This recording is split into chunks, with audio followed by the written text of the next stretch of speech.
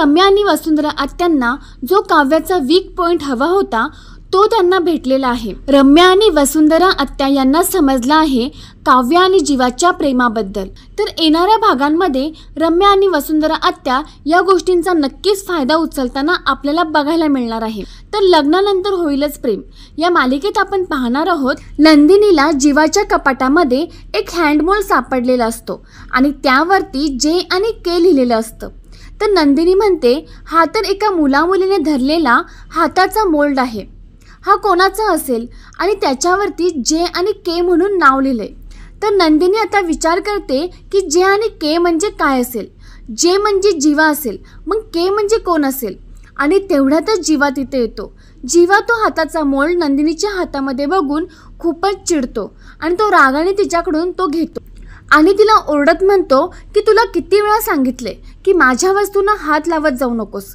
तेव्हा नंदिनी त्याला माफी मागत म्हणते की सॉरी, तुमच्या पर्सनल गोष्टी मी बघणारच नव्हते, पण आता बघितलं आहे तर त्याबद्दल बोलूयात का। तेव्हा जीवा रागाने तिला म्हणतो की काय बोलायचं आहे। तेव्हा नंदिनी म्हणते की हा हँडमोल्ड कोणाचा आहे। यात एका मुलीने आणि मुलाने एकमेकांचे हात घट्ट धरलेले आहे। अर्थात हे दोघे कोणीही असू शकतात, मित्रसुद्धा किंवा कपलसुद्धा।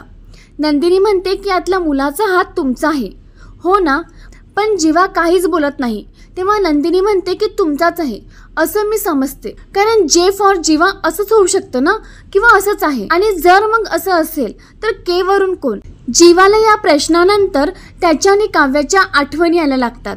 त्याने आणि काव्याने जेव्हा हे हँडमॉल बनवलं होतं तेव्हाचे सर्व क्षण त्याला लक्षात यायला लागतात, पण जीवा नंदिनीला काहीच बोलत नाही। तेव्हा नंदिनी आता परत त्याला विचारत असते की सांगा ना जीवा, की तुमच्या आयुष्यात ही मुलगी कोण आहे, तुमचं कोणावरती प्रेम होतं का, सांगा ना प्लीज सांगा। नंदिनीने असं परत विचारल्यामुळे जीवा आता खूप चिडलेला असतो आणि तो जोराने म्हणतो की हो। तर आता दुसरीकडे दाखवतात काव्य ही जीवाच्याच आठवणीमध्ये रमलेली असते। तिला राहून सारखी जीवाची आठवण येत असते। जीवासोबत घालवलेले क्षण तिला आठवत असतात आणि अशाच वेळेला ती तिच्या मोबाईलमध्ये जीवाची जुनी फोन रेकॉर्डिंग ऐकत असते। त्यामध्ये जीवा म्हणत असतो तू जिथं जाशील तिथे मी येईल, मी शेवटपर्यंत तुझ्यावरती प्रेम करत राहील। काव्य ही रेकॉर्डिंग ऐकून रडत असते, पण त्याच वेळेला नेमकी रम्या तिच्या रूममध्ये आलेली असते आणि ती हे सर्व ऐकते। हे ऐकल्यावरती ती काव्याला आवाज देते काव्या म्हणून। आता रम्याचा आवाज ऐकल्यावरती काव्य एकदमच घाबरून उठते।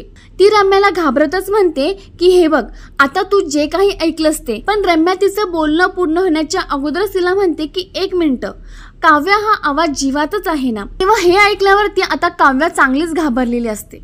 म्हणजेच प्रेक्षकांनो, रम्याला आता सर्व काही काव्य आणि जीवाबद्दल समजलेलं आहे। रम्या आणि वसु आत्यांना जो काव्याचा वीक पॉइंट हवा होता तो त्यांना मिळालेला आहे। तर आता रम्या आणि वसुंधरा हे आता काव्यावरती भारी पडताना आपल्याला बघायला मिळणार आहे। तर प्रेक्षकांनी या सिरियलची अशीच पुढची अपडेट बघण्यासाठी व्हिडिओला नक्की लाईक करा आणि चॅनलला सबस्क्राईब करा।